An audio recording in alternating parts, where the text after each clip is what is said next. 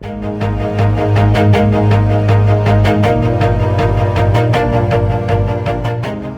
che è un giorno che ci vede in conferenza stampa col sorriso. Devo ringraziare la Rucker, il presidente Guberti, perché siamo arrivati alla fine di un lungo percorso, per certi versi anche tortuoso, perché non è facile assegnare una struttura che per noi è una struttura di primaria importanza non solo per Conegliano ma per tutto il territorio, che è la Zoppas Arena. E volevamo in cuor nostro che coloro che avessero preso in gestione la Zoppas Arena avessero delle caratteristiche particolari, fosse una società di primissimo livello a livello sportivo, che avessero una visione ambiziosa non solo per la città ma ripeto per tutto il territorio. Noi siamo un territorio patrimonio dell'UNESCO dal 7 luglio 2019 e abbiamo bisogno che tutte le nostre strutture, soprattutto quelle di riferimento, diventino punti di riferimento proprio per un'area vasta. E devo dire che abbiamo avuto la fortuna e anche la straordinaria opportunità di avere assieme a noi un partner come la Rucker, un partner che ha le caratteristiche che ho detto prima, per cui è ambizioso da un punto di vista sportivo, con una solidità importante che ci possa permettere di pensare nei prossimi anni che la Zoppas Arena diventi il centro non solo del sistema sportivo ma anche del sistema di eventi di tutta la Sinistra Piave e di tutta la provincia. Penso che questa sia l'ambizione anche vostra, per cui ringrazio davvero, non aggiungo tanto perché poi ci sarà Primo, ci sarà il presidente della Rucker che vi diranno quali sono, e Stefano che è il dirigente che ha seguito tutta l'operazione, vi diranno quali sono i punti salienti dell'accordo. Per quanto riguarda noi, siamo contenti che la Rucker faccia della Zoppas Arena o di come si chiamerà dopo, perché Zoppas insomma la titolazione è finita, per cui ci saranno anche nel proseguo nei prossimi mesi penso delle sorprese, ma tutto questo dipenderà appunto da Rucker. Noi siamo contenti che diventi casa sua, nel senso che nell'accordo c'è la manutenzione ordinaria, straordinaria, ma c'è al tempo stesso anche una visione sociale della Zoppas Arena, per cui una visione sportiva, ma la Rucker ha sposato anche una visione sociale, cioè il fatto che comunque la Zoppas Arena possa rimanere anche una struttura a disposizione delle associazioni sportive del territorio, per cui vi ringraziamo anche per questo, perché c'è anche questa visione di poter mantenere calmierate le tariffe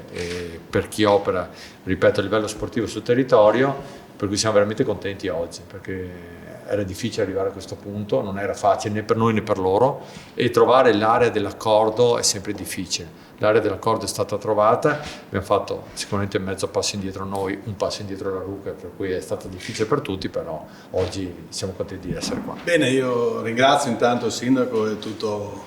il consiglio comunale, il suo staff tecnico, perché chiaramente in questo percorso c'è stata una condivisione soprattutto di obiettivi e di idee che ha portato poi, come diceva il sindaco, a trovare una condivisione e un'unità di intenti fondamentalmente su quello che era il desiderata per una struttura così importante come appunto questa arena per la città di Conegliano. Rucker chiaramente è con orgoglio che oggi aderisce a questa, chiamiamola pure, impresa, perché riportare in auge una struttura che negli ultimi anni ha sofferto un po', causa Covid prima, di cui era diventato centro, causa poi per comunque una ripartenza lenta di tutta quella che era la fase spettacolistica a 360 gradi, non solo nella zona ma comunque in tutto il territorio italiano. E dunque rilanciarla e rimetterla al centro di un progetto che per il territorio riteniamo sia importantissimo era una delle ambiziose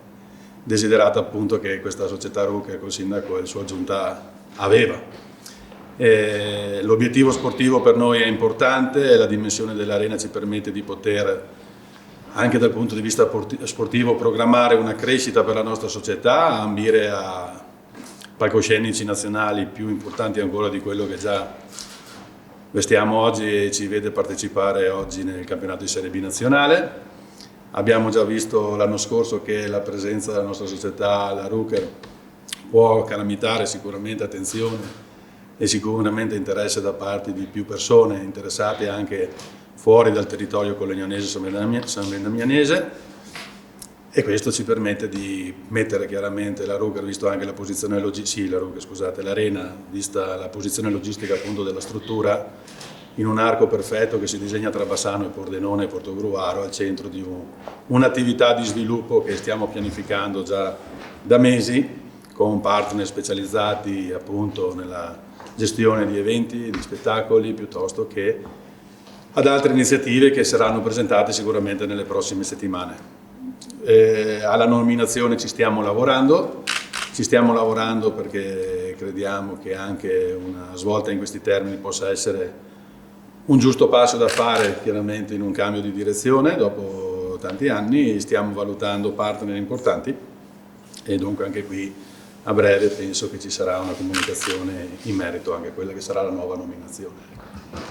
Buongiorno, io sono ben felice di questo accordo che andiamo a concludere oggi, anche perché ho avuto modo durante il campionato di andare diverse volte a vedere le partite e ho visto un buon rapporto e un buon sistema di lavorare da parte della Rucker. Qua vedo il signor il presidente e il consigliere della Rucker, che abbiamo diverse volte coliocchiato per arrivare a questa finale, questo come si chiama, protocollo, e non dico altro. Sono felice di loro perché sono belle persone che ho visto in quei giorni che sono andato là. Sinteticamente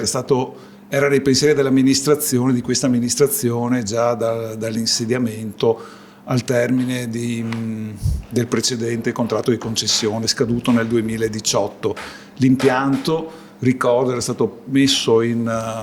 gestione dal 2008, quindi dopo un decennio il contratto era scaduto con varie vicende, vicissitudini. Io non ero neanche presente qui, sono qui dal 2020, quindi ho ereditato, tra virgolette, la questione, in quanto anche il servizio sport è in capo a me dal 1 luglio 2023. Quindi era comunque uno degli obiettivi strategici dell'amministrazione Chies, quello di dare in concessione l'impianto sportivo per diverse necessità, in primis quella di poter investire e adeguare l'impianto, che dopo una quindicina d'anni dalla realizzazione inizia a mostrare un po' i segni dell'età a livello così di impianto, anche necessitava quindi, se volete, di una rinfrescata, di un rinnovamento, anche rinnovamento gestionale, perché per questo tipo di attività, di impianti, il ruolo del privato è essenziale per poterli promuoverli e farli lavorare al meglio, cioè sfruttarne completamente le potenzialità, perché il ruolo dell'amministrazione pubblica è quello di mettere a disposizione gli impianti, fruirne, garantire la massima fruibilità per la collettività e tutelare gli interessi sociali e anche di promozione dello sport, delle attività. Però possiamo arrivare fino a un certo punto, sia per gli adempimenti di tipo burocratico che subiamo, tra virgolette, anche noi, se ci sono imposti a noi come anche agli utenti, alle imprese, sia anche per la capacità di poter lavorare in maniera proficua sull'impianto, quindi sfruttandone al meglio le potenzialità. Quindi l'idea di trovare un partner qualificato c'era, è un percorso che ha ad evidenza pubblica, ha visto quindi la pubblicazione di un avviso per raccogliere le manifestazioni di interesse, quindi sondare il mercato. Sulla base di quelle che erano le indicazioni ricevute è stato poi affinato l'avviso definitivo pubblicato a inizio anno, che era andato deserto perché appunto alcune delle prescrizioni che avevamo inserito nell'avviso, nel bando, erano forse impegnative per i soggetti, ma il dialogo poi è andato avanti, l'avviso è stato prorogato e c'è stata la risposta di una cordata appunto con Rucker, che si è poi concretizzata dopo una serie di chiarimenti, di integrazioni nell'accordo e con il passaggio in Consiglio Comunale per la dichiarazione di pubblico interesse della concessione che è necessariamente passata in Consiglio perché ha una durata prevista di 15 anni che è il periodo che permette di ammortizzare gli investimenti che Rucker si impegna a fare con la firma di questo accordo, contratto di concessione. E quindi tutte le concessioni di durata ultranovennale devono passare per l'approvazione del Consiglio Comunale. Questa c'è stata l'8 luglio, quindi poche settimane fa. Seguiranno poi una fase di adempimenti di natura più tecnica, quindi la firma del contratto vero e proprio, che prevede comunque la gestione dell'impianto la concessione al soggetto privato dal 1° settembre, quindi in tempo per l'avvio della nuova stagione sportiva. Sapete, l'anno sportivo va da settembre ad agosto dell'anno successivo. Quelli che sono gli elementi qualificanti di questa procedura, che si basa su una norma che è quella per il rilancio e la riqualificazione degli impianti sportivi, è che è rivolta esclusivamente a soggetti che sono associazioni sportive dilettantistiche, ASD l'acronimo, oppure società sportive dilettantistiche a responsabilità limitata, soggetti che per statuto non possono realizzare utili. Se hanno un utile economico dalla gestione lo devono reinvestire nella loro attività o nell'impianto stesso. Quindi questo è un primo elemento che qualifica il contratto e l'offerta presentata. Non abbiamo a che fare con soggetti che devono trarne un beneficio, un utile, capitalizzare, ma con soggetti che hanno come fine ultimo quello della valorizzazione dell'attività sportiva. E oltretutto la gestione quindi deve essere in pareggio che tutela sia l'amministrazione sia il soggetto concessionario, in quanto nel caso la gestione non fosse favorevole, questo comporta una rideterminazione del piano economico-finanziario, del contratto di concessione, andando a modificare la durata o il piano degli investimenti. Quello che si è impegnato appunto il soggetto, rispondendo all'avviso pubblico, è quello di fare una serie di investimenti. Quello più impattante, il rifacimento dell'impianto termico a servizio del campo di gioco, con installazione di un impianto a pavimento limitato all'area di gioco, che quindi è una soluzione tecnologicamente molto interessante, perché permette per la gran parte del tempo, quindi quando ci sono gli allenamenti, quando non c'è la presenza di pubblico, di usare solo questo impianto, anche perché poi facendo attività sportiva le temperature possono essere necessariamente anche più basse, basta insomma, non serve scaldare tutto il volume d'aria enorme dell'intero impianto, ma solo la superficie di gioco, e quindi con consumi molto ridotti. E questo vale circa 480.000 euro come investimento. Prevede anche poi il rifacimento del parquet con un parquet rimovibile dalla Riva, che è l'azienda leader del settore, omologato per l'attività del basket agonistico ai massimi livelli. Ruker non nasconde l'ambizione condivisa di arrivare in Serie A a breve termine, insomma, non dico niente per non gufare. Altro investimento importante è quello sull'impianto di illuminazione LED. Da soli questi due interventi permetteranno di ridurre in maniera consistente i consumi energetici, che valgono da soli circa il 50% delle spese di funzionamento normali dell'impianto. E questo permette quindi di sviluppare un piano economico finanziario tarato sui 15 anni, che effettivamente in pareggio, e sulla base dei dati storici nostri. L'impianto in illuminazione LED non ha detto il costo? Il costo dovrebbe essere a memoria 40.000 euro, chiedo conferma, poi prendo il dettaglio. Il consumo energetico a oggi è il 50%. Sì. Tutto questo investimento sarà ridotto a? Si riduce nelle previsioni del concessionario in 120.000 euro a regime, di cui circa 50.000 euro energia elettrica e circa 60.000 euro di metano, insomma, per la gestione calore. Poi i consumi idrici impattano in misura decisamente inferiore. Allora, scusi, sarà 120.000 euro, oggi quanto è circa il doppio, 200-220.000 euro. Dipende poi molto, perché i dati dell'ultimo triennio hanno una variabilità estrema, perché c'è stato il picco, sapete, dopo la fase Covid abbiamo avuto la crisi ucraina, quindi con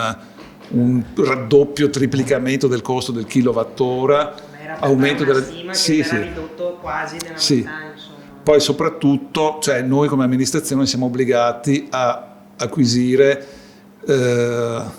calore kilowattora tramite le convenzioni Consip, che di per sé sono molto rigide e quindi hanno un costo unitario della materia prima che è notevolmente alto e superiore a quello che si può spuntare un privato nel mercato libero, cioè pattuire delle condizioni migliori. Noi comunque dobbiamo aderire ai contratti quadro stipulati da Consip, con una variabilità, con una durata di 12 mesi, con un prezzo fissato all'inizio, che quindi ha una natura veramente rigida e poco elastica, e questo incide non poco. Sappiamo anche dai dialoghi avuti con la controparte che invece hanno già loro possibilità di stipulare contratti meno onerosi. Quindi al momento abbiamo 40.000 più 480. Poi che Sì, altri investimenti il ci dettaglio lo recupero subito, così do cifre precise. Quindi l'impianto termico idraulico vale 475.000 euro IVA compresa, e vanno aggiunti anche i 30.000 euro del massetto, perché sapete l'impianto pavimento comporta anche il rifacimento della caldana del massetto per poter installare le canalette, il circuito insomma di riscaldamento. Poi c'è il rifacimento, adeguamento degli sensori per l'impianto antincendio, 9.000 euro, manutenzione del tetto. Aspetti.